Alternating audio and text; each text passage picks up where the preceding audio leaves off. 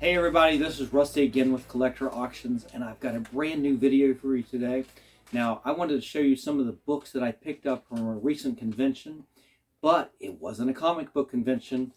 I just got back from Atlantic City in New Jersey, where I went to the National Sports Collectors Convention. In fact, I set up there, and I will talk to you guys about that at some point, because I'm also very heavy into the sports card market, and we'll go over that one day. I'll do a video about that. We'll talk about that. But while I'm there, what am I looking for? I'm not looking for sports cards. Well, I kind of was. But what I was really looking for was some of those hidden gems, because some of those dealers also deal with comic books. And never know what you're going to find. So you got to keep your eyes open when you go to places like this that may not be what you're really there for, but man, I found some nice gems, and I've got a little package that has some really big keys in it. So I think guys are going to be excited about this. All right, let's just get right into it. So, first book that I picked up 5 books, and I put some money out for this, and I expect a big return because every one of these books has the kind of defects that I think I can tackle. All of them are pressing candidates, a little bit of cleaning, but the lack of spine ticks on these books is really nice. Some of the wear, a little bit of wear on some of these, but I think I'm going to end up with all of these. I'm going to be able to grade out better than the dealer who was selling them. I think you're going to end up better than what he thought they would be. But that guy, was not really somebody who's into the grading of books and everything. You know, there are some people out there that they think the books are the books. This is the grade, this is what they are. And doing anything to them is not natural. And I'm not one of those people. I think you can do a really good job. Now, I think you can damage a book. I think you can overpress things, and you can, to me, that if you're overpressing and it looks too flat, maybe you cause some problems. But I think you can really take out a lot of the defects in the cover, obviously finger creases, small things like that. It shouldn't be much of a problem. And I think at the very least, every one of these are going to benefit from just a press. And the dry cleaning, I think most of these are going to just have a light dry cleaning. I think we're going to be really good. So let's start with the first book that I picked up. We got Star Wars #1. And I have never owned this issue. I should say I never owned a first print of this. This is a book that I owned. I want to say that I owned it as a reprint, maybe even a third print. I'm not even sure.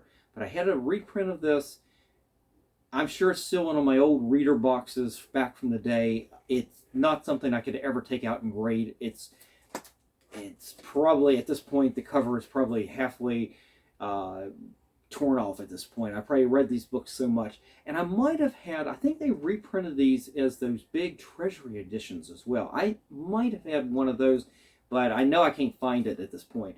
But I never owned a first print of Star Wars #1. Price on this, I mean, he literally was selling this for $30. I would have picked it up no matter what the condition is at $30. But I'm not finding any spine ticks over here. It's got some age to it, some wear and everything. But as I said, a clean and press on a book like this is going to be really nice. There, I'm just going to leave this here, and I'll put the other ones in front of it. All right. Let's see. We'll work our way up a little bit. All right. I picked up another copy. This is the second copy I've owned of this. This is even better. Astonishing Tales #25, the first appearance of Deathlock.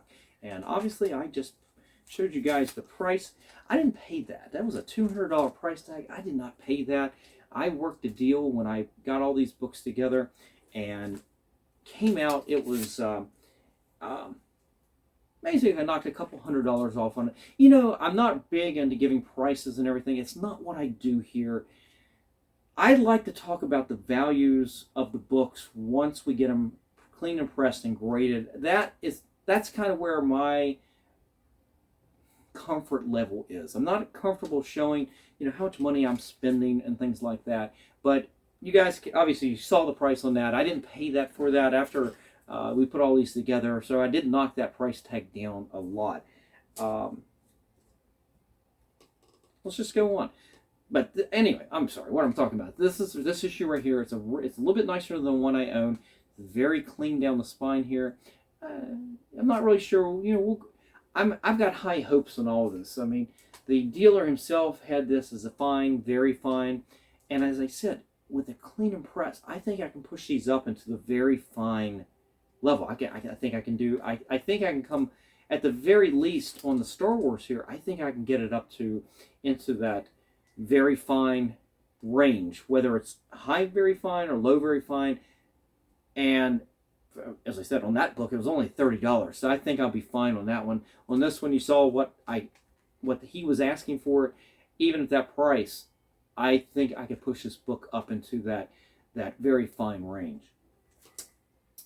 All right, next up is X-Men 95, The Death of Thunderbird, the second issue of the new X-Men. I own this. I have a copy. It's a little rough. It's got some spine ticks over here, but it's also, I've gotten Chris Claremont to sign it. It's signed by Dave Cochran on the inside cover. So I'm pretty happy about that. It's a copy that I can never get graded and slabbed because of I want to see that Dave Cochran signature on the inside cover. But I saw this. He had several X-Men there.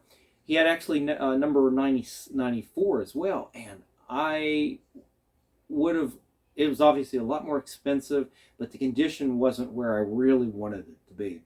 This one is really tight. I mean, that spine is really nice. The corners are all really sharp. So I'm excited, just like the other two so far, and the two I've got in my hand here. 5 books, I said, 5 books. I'm real excited about where I can get this book to. All right, and then next up, now this one's a little bit rougher, but I'm going to be happy if I can get this into that 6 to 8 grade level. I'm going to be fine on this book. He had it as a very good. I think I can push it. I really think I can push it up to that mid-range, and this is Iron Fist number 14. This is first appearance of Sabretooth. I've never owned this book. I owned the first appearance of Iron Fist and those first Marvel Premiere issues. I might have had some early, actually, Iron Fist issues, but I never owned issue 14. I think by this point, when these books were coming out, at this point, I had stopped going every Saturday down to the local town with my mom. Every Saturday morning, she would go to town, go to the grocery store, and go to the drugstore. Drugstore had the comic books, and I'm sure I was getting to that age at that point where it's like, oh, I don't need to run to town with my mom every Saturday. So, and you can see that in my collection. You go back and look at the books, starting around 74.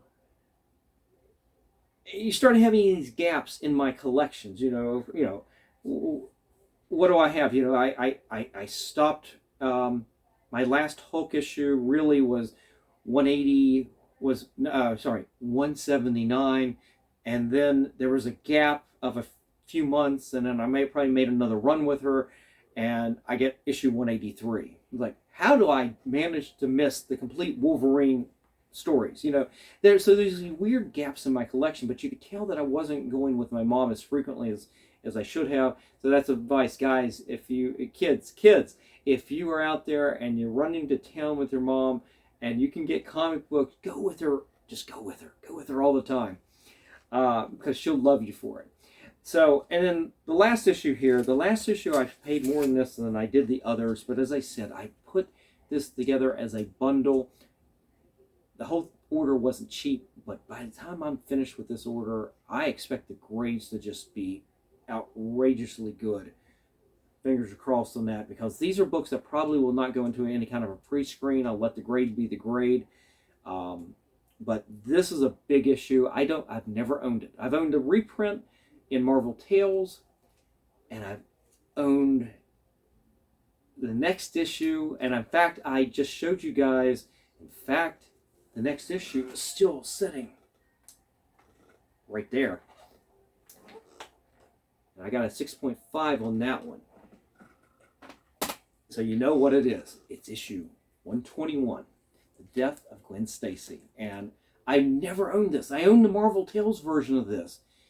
So I didn't grow up with this issue. I mean, I grew up with this issue. When I first started getting comic books of that weren't Richie Riches and Casper,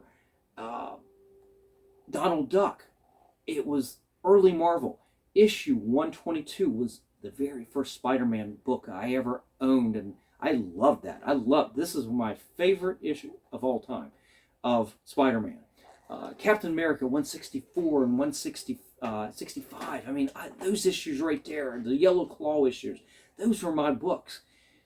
This was never my book, but it's such significance. And he had this on the wall, the dealer there at this comic card show, and it was in such spectacular shape. I mean, he's already grading this. He has it graded as a fine, very fine. I'm looking at this.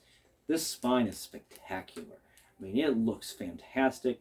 I'm taking a shot. I am looking at trying to get this up to another very fine grade. If I can get this to an 8.0, 8.5 even, I'd be ecstatic.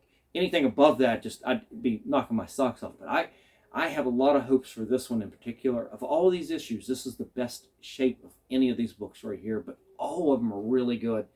But here, guys, when you go to other places, go to card shows, toy shows, horror and memorabilia shows, celebrity shows, just keep your eyes out. You never know what you're going to find, because comic books are a part of culture that runs through just about everything we like. And here you go. You can see what I found at one of the biggest card shows in the United States. This is the National Sports Collectors Convention. It is the largest sports card show in America, probably the world. But you know how sports are in America. I mean, it's all baseball, football, hockey, basketball. I mean, they had a lot of other sports there. But I mean, the autograph guest. I mean, it was a huge convention, 5 days of this, and I sat there for 3 days looking at these books before I finally pulled the trigger and ended up with these. I got some awesome, great keys. Hope you guys enjoy this. I hope you, and in fact, I may take you on a journey when I start to. I've never done this. I've never taken the camera, gone into my shop, and gone through a cleaning process. There are some of my favorite YouTubers out there that have done this. I've been reluctant because I'm doing this by myself, and I don't necessarily have a setup to do it. And I wanted to make it look good. I don't want it to look janky, and I want it to be very nice. And I want to do the videos in a way that's instructional and not just, I don't know. I want them to be good for you. I want you guys to learn something. And I may take you guys into the shop on these books right here. Maybe some of the books, or at least one of them. And I'll show you some of the stuff that I'm going to do, because I tell you, take this book here. This is not cheap. And I will have to take my time with it and be real careful with it. But I'm excited about where I can get this book, where I can get it to. As I said, if I can get this to an 8.5, even, boy, push it up above that. That'd be really good. So anyway, guys, that's it. Quick video, big keys at a big card show. Hope you enjoyed this, and I will see you for the next video. Take care.